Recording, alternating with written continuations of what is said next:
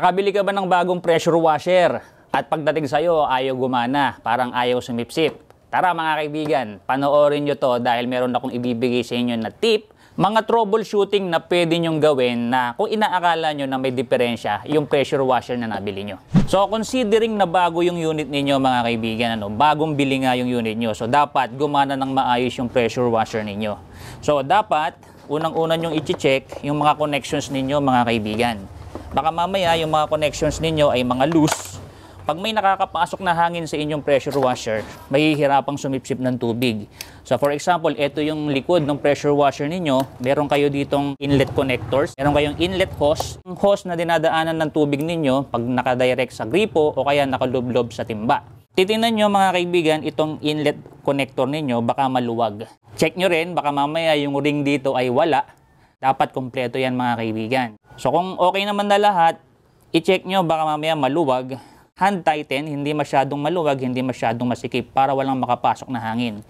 I-check nyo rin itong rubber na to sa dulo. So kailangan meron yan mga kaibigan. Susunod, dito sa ating inlet hose, itong ating quick release na to, kailangan yung pagkakakabit ay talagang madiin, talagang sagad na sagad, walang nakakapasok na hangin. Tapos pasigipan natin yan. So hatakin lang na ganyan, pangkaraniwan ganyan yan mga kaibigan, hahatakin mong ganyan, ididiin mong ganyan, twisting na may konting push, tapos bitawan mo. Ensure nyo na wala talagang makakapasok na hangin dyan.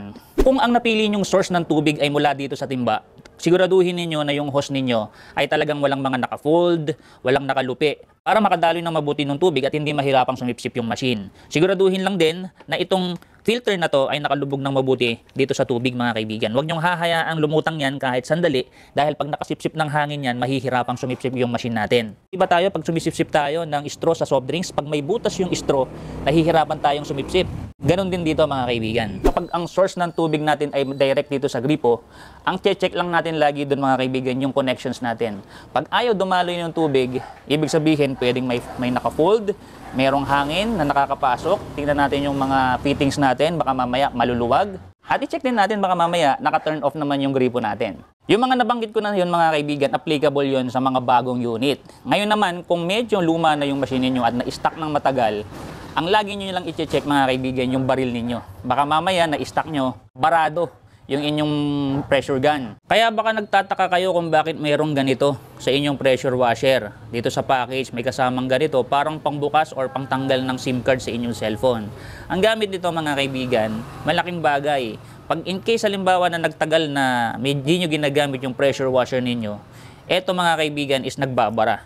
So kailangan nyo lang sundutin yung pinakadulo nitong machine na to or nitong gun na to mga kaibigan. May butas dyan sa loob, tapos itutusok-tusok nyo lang mga kaibigan.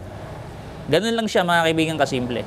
Ito naman yung best practice na maisasuggest ko na dapat nyong gawin pagka magpapa-under kayo ng pressure washer. Bago nyo i-turn on yung pressure washer nyo mga kaibigan, ito yung sinasuggest ko. Tanggalin nyo muna yung gun, turn on nyo yung machine, at hayaan nyong lumabas yung tubig. Hayaan nyo lang na dapat dire-diretso or tuloy-tuloy lumalabas yung tubig. Yan. Saka nyo patayin at doon nyo palang ilagay yung inyong pressure gun.